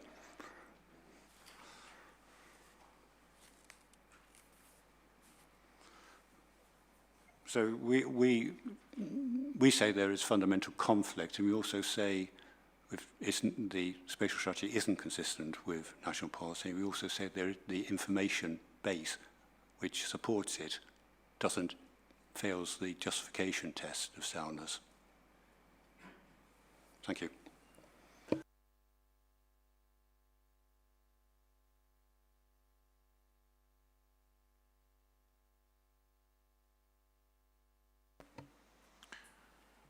Mr. Good, if you'd like to say something. Thank you, sir. In general, we don't really take any issue with the spatial principles as set out or the focus upon the main urban area of York, presuming those sites are deliverable, which the council suggests they are. I also don't consider the lack of a settlement hierarchy necessarily fatal, and as we've heard, it has been found sound elsewhere, such as in Newcastle Gateshead. Although I do consider it would be useful to the plan, whether that goes to the heart of soundness is perhaps questionable. One of the key concerns we did have, however, and you'll see set out in our hearing statement, is the lack of analysis of the need for development in some of the smaller outer settlements. So there is quite a heavy focus on the urban area, there's quite a heavy focus on the new settlement. If you look at Table 1 of the Council's hearing statement, for those, and they've been lumped together as village/rural, we're seeing only around 4%, 4.16% of new development within those areas. Given we don't know what the capacity of some of those settlements are, it's then questionable whether those should have been promoted above other settlements, whether sites would have been available. We have a site which is available on the edge of one of those settlements. We also don't know how and if we're going to fulfil the needs of those settlements in terms of paragraph 50 of the NPPF, size, type, tenure in particular locations. And it's on those issues which we have our greatest concerns. It's not necessarily the way that the council's distributed their allocations. It's the fact that they haven't looked at some of those other settlements to determine whether there is a need. And we do have numerous settlements without an identified need that is being fulfilled. And it's that lack of local issue which could damage the vitality, vibrancy of some of those smaller settlements over the planned period where we have the greatest concerns.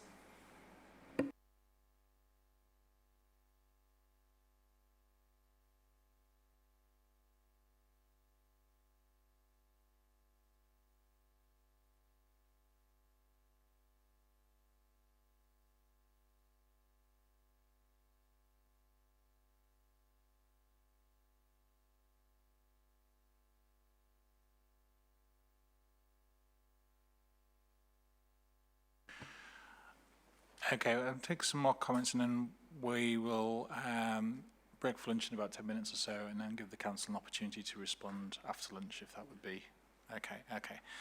In that case then could I ask Mr. Johnson, please?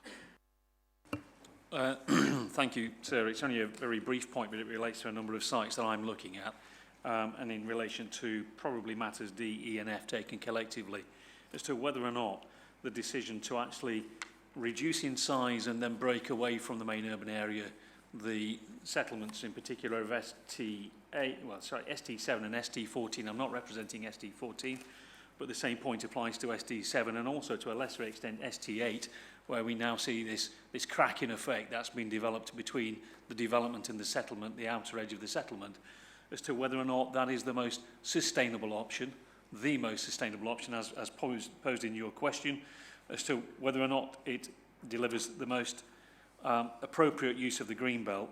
And coming back to the point raised by Mr. Corsier, is his suggestion that figure 7 would have been the starting point. Well, what I would say is that had figure 7 been the starting point, then in relation to ST7, ST8 and to ST14 even, is that those developers were presenting those sites that are in those zones which are generally available for development. It's the larger developments that were shown in the 2013 document, is that you could have arrived at the outcome of that plan and fit with these policies had you taken those larger sites, because those larger sites will have been as sustainable, no more damaging to the green belt and no more damaging to the environmental aims of the plan So my point would be, is that answering D, E and F, those larger sites are no more harmful in terms of sustainability appraisal. And to the point that was also made then, which is a point about viability, which we haven't yet tested, but no doubt we will test in stage 2, is that the larger those sites are, is that the more viable they become. They're not unviable now, but the fact that you are sharing the cost of major infrastructure across a larger number of dwellings enables you to guarantee more affordable housing and pay for the schools that will be on those sites. So my point would be, in response to those D, E and F, is that those larger proposals from 2013 would have been the most sustainable outcome.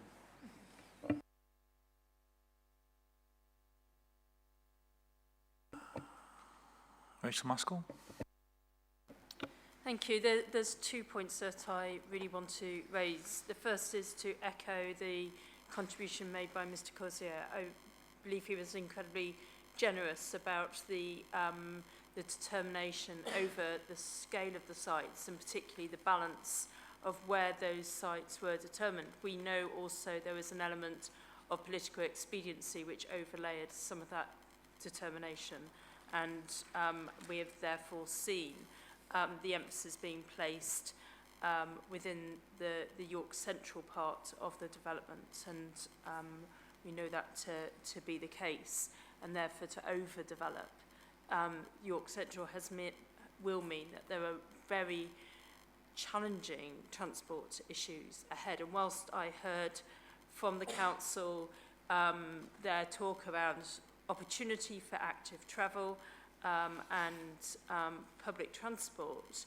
we know that obviously there isn't the control over the public transport, and also we haven't seen the plans forthcoming for ensuring we've got the right infrastructure for active travel as well, and we know that those discussions are still ongoing. So to place that as the heart of the local plan again is the wrong way round. Some determination being made after these decisions as to what is possible, and therefore this plan does not hold up without those first determinations. I also wanted to highlight as well the real pressing need to ensure that we have got a transport strategy which is viable. We know that when you put further development and pressure, for instance, on the Outer Ring Road, we will see induced capacity, which will then gridlock the system in time, and therefore it's got to be a long-term sustained programme to show what delivers for the city, and I certainly don't have confidence in that, and I did place some inquiry around that, and the lack of evidence as to the sustainability of the transportation routes expanding was not forthcoming. And therefore I further want to echo those points of Mr. Johnson in talking about being able to deliver sustainable developments on scale, because we know if you build the infrastructure, then access, for instance, to local schools and other infrastructure is important, but also transport infrastructure as well. And if you're going to build sustainable transport infrastructure moving forward, you need that economy of scale in order to deliver that. And this plan doesn't pull away from those proposals. So you've got a complete imbalance into York Central, which is just not able to develop the infrastructure. And I can't see how the council can get out of that without putting first the infrastructure proposals forward, and that this plan just does not address the congestion issues and the predicted congestion issues. And that's why the council are undertaking this transport strategy review at the moment, and therefore it's very clear that they haven't got a response to that, and yet this plan is deemed being fit for it. And I have to say, there wasn't the detail in the response forthcoming from the council. Yeah. Not for the first time. York Central has been mentioned. My understanding is that there is a planning permission that relates to that site. I don't know, though, the detail of that and precisely what area it relates to, whether it's the whole of the site proposed to be allocated or what. At some point, I'm going to need to know, or we are going to need to know about what has been permitted and where in relation to the proposed allocations generally, but including York Central. Sorry, could I just clarify, when I was talking about York Central, I was referring to the constituency of York Central as opposed to the site Oh, of York good. Central. My apologies. I assume the permission doesn't relate to the entire constituency. I'm presuming not, sir, but we anticipate at this point anyway, there's a resolution to grant subject to the completion of a 106, but it's still worth you having that information, sir, so we can provide that. A copy of the report and resolution to begin with, and we'll consider what else needs to be provided over the lunch break. And that can contain the information you seek. We can put a front sheet on that, summarising the nature of the proposal, if that would help, and its relationship with the allocation.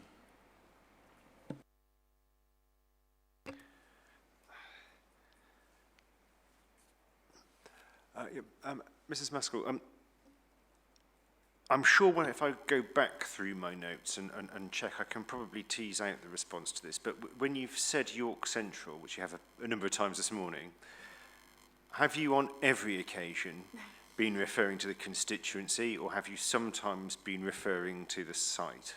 It was just my latter reference. The other references were to site ST5. Yep. Thank you for that.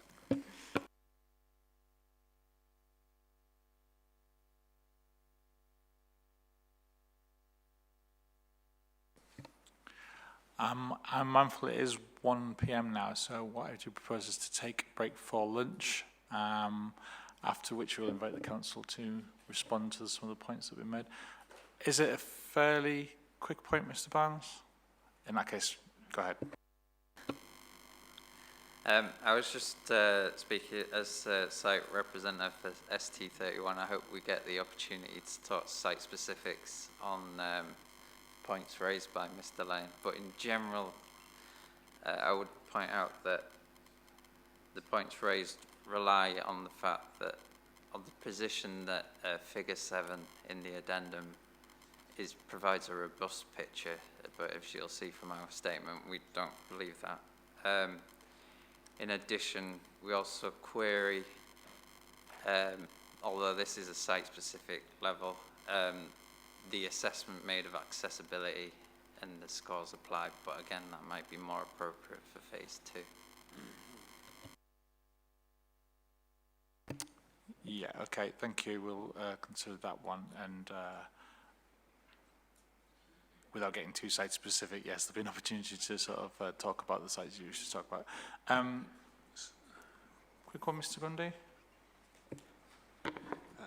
Thank you. Just 3 hopefully quick points arising from comments from around the table. Mr. Johnson talked, I think, about reattaching some of our freestanding sites to the urban edge, and that would run a danger of putting even more eggs in that basket of strategic sites. Mr. Linus, I think, put words into my mouth about potential development or looking at the green wedges and green fingers of Greenbelt proposed to go into the city. Of course, the city rejoices in the strays and green wedges. We're not suggesting for a second that they should be, or we're not suggesting that they should be considered for strong candidates for development. Just a final point, Mr. Natkus and Mr. Good talked about Newcastle and Gateshead having no settlement hierarchy. Well, that's all well and good, providing, and of course we will come on to that you have a robust Greenbelt review which seeks to compare sites in terms of their performance in terms of 5 purposes, openness effects, and strong Greenbelt boundaries. But of course, as I say, we'll come on to that. Thank you. Mr. Smith? Thank you, sir. It's a quick point. A number of people around this table have tried to place emphasis on Figure 7 as a basis for defining the spatial strategy. Figure 7, as we'll probably go on to tomorrow, certainly from our perspective, suffers from a number of errors. There's the logic between some of the purposes which has been used to derive this figure. And in terms of the contribution which open space play to preserving this... Forgive me, Mr Smith, when you say purposes there, I think you're talking, aren't you, about the Greenbelt purposes? Yes, Greenbelt purposes. Sorry, the Greenbelt purposes, yeah. I mean, it doesn't, I think, recognise the contribution which sites make to regulating the size and shape of the urban area, something which happened after the 2003 document was produced as part of the Heritage Topic Paper, or the contribution which the wider countryside makes to the character and setting of the city. Having said that, the development strategy the plan puts forward, and in particular the two new settlements to the northeast and southwest of the city, we support on the basis that it is sort of decanting that housing outside the plan area, as Cambridge and Oxford have done. It is the only one, in our opinion, which is likely to conserve the key elements that have been identified as contributing to the special historic character and setting of the city. And that is the compact nature of the city, the views towards the city across from the ring, particularly from the ring road, and the relationship which York has to its surrounding villages.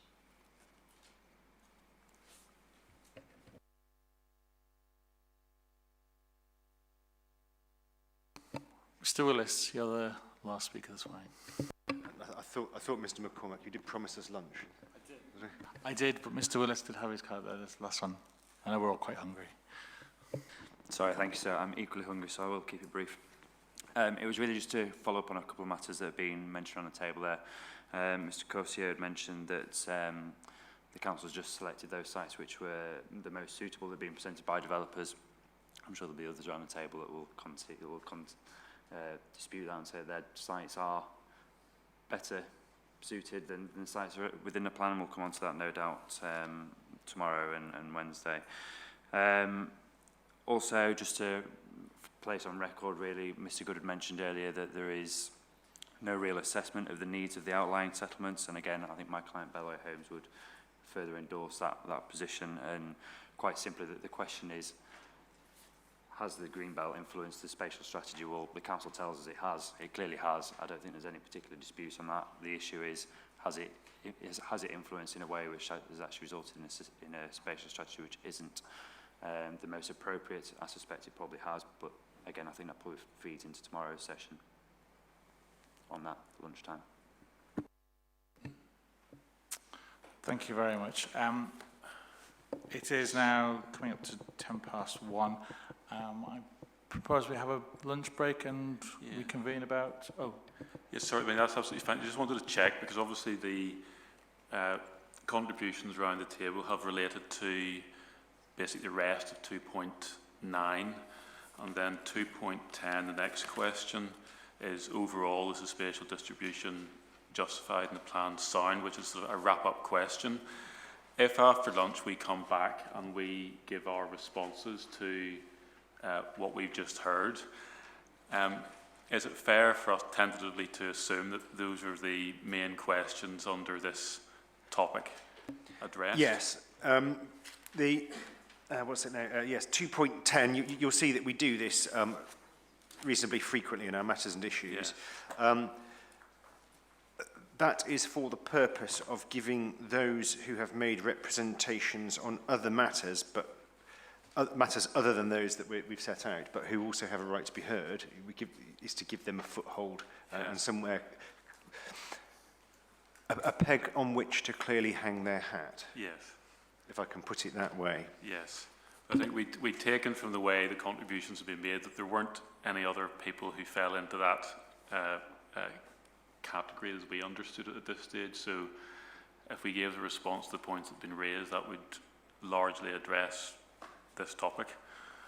I just wanted to check that we weren't missing anything. I think that's correct. I think we will ask, there will be an opportunity again after lunch if there's something that comes from that, just to wrap up, but I think unless there's anything else that is outstanding on that, then that would be the approach. Yes. Okay, thank you, yeah. Okay, so it is now 1:10, so if we can reconvene at 2 p.m, that would be helpful. Thank you very much. Enjoy lunch.